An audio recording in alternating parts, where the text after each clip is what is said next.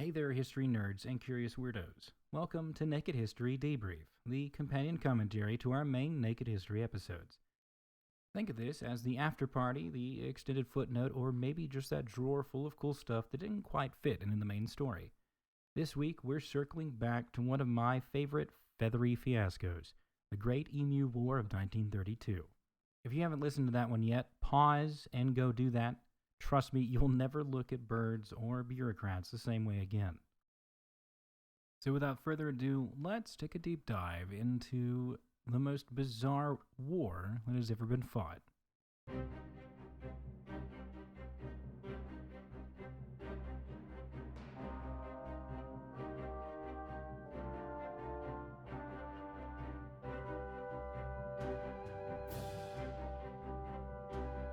As with every Naked History debrief that we do, I like to start with something called Naked Regrets, aka the moment that I fess up to the fun facts, the strange stories, and the little corrections that didn't quite make the cut for the main episode. But we're still just too good to keep to myself. So the first thing we're going to discuss is the cinematographer footage. Where did it go? Now, there was really a Fox Movietone cameraman sent to document the Emu operation. His name was not accorded officially in dispatches, but we do know that he shot film of the soldiers prepping and deploying in Campion. The footage reportedly showed the guns being mounted, some emu scattering, and even a few awkward chases. So, where's the rest of it? Unfortunately, it's most likely lost.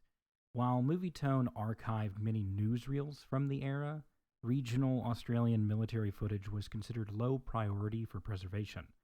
No known reels of the rest of the Emu War exist today in public archives, but if you ever find one in your grandma's attic, please call me immediately.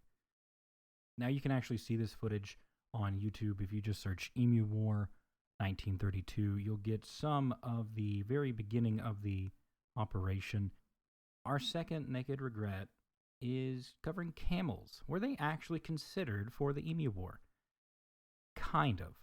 So in 1932, the Australian Army did still use some camel patrols in the interior, mostly for long-range desert movement. While there's no evidence historically of camels being formally offered for use in the Emu War, there were internal logistics memos discussing the impracticality of deploying mounted troops. One offhanded joke in a memo suggested that, quote, at least the camels wouldn't be outpaced. So no camels in Campion, but the idea wasn't entirely outside the realm of possibility. Third up, we have hat feathers and colonial drip. Colonel Hode's request for 1,000 emu skins wasn't just a punchline. Emu plumes were an actual part of the Australian Light Horses Regiment's uniform, worn tucked into their iconic slouch hats. It was a nod to the bush, a symbol of ruggedness and identity. And yes, that's why the idea of using bird remains for fashion wasn't remotely weird to them. I mean, we've all seen Victorian taxidermy hats anyway, right? And lastly, was there ever a treaty between the Australians and the emus? One of my favorite newspaper quotes from the episode, and we do mention it in there, comes from the Perth Daily News after the army withdrawal. No treaty of peace has been concluded. The emus remain in possession of disputed territory. Now that's just grade A journalism right there. And no, there was never a formal end to hostilities, and the emus were never brought to the table or to the tent. Although now it is a protected bird in Australia and is a sign of national pride. Although I'm sure there's a couple of farmers still in the outback who take some pot shots every now and again. Let's zoom out from feathered warfare and check what else happened in This Week in History. July 14th, 1789 is the storming of the Bastille, France's favorite national holiday.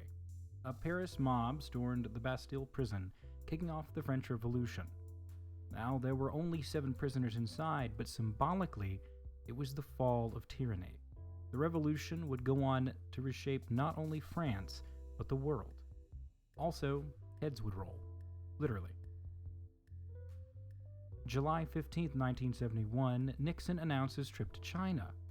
In a move that shocked the world, President Richard Nixon announced that he'd be visiting the People's Republic of China.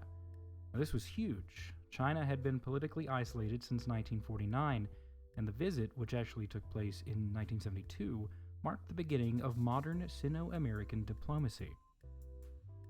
July 16, 1945, the Trinity Test. At 5:29 a.m. in the New Mexico desert, the world's first nuclear bomb was detonated.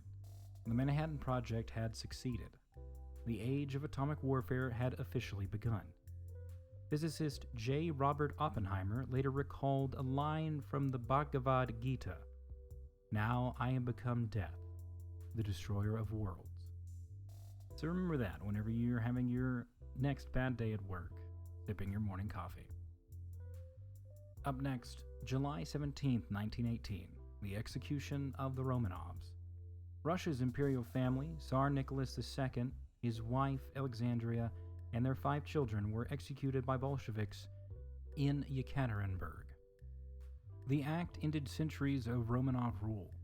For decades, rumors swirled that one daughter, Anastasia, had survived, but DNA evidence later disproved this.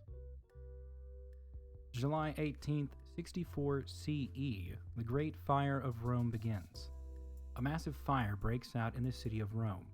It ends up burning for 6 whole days, destroying most of the city, and leads to Emperor Nero's infamous, although probably apocryphal, fiddle playing.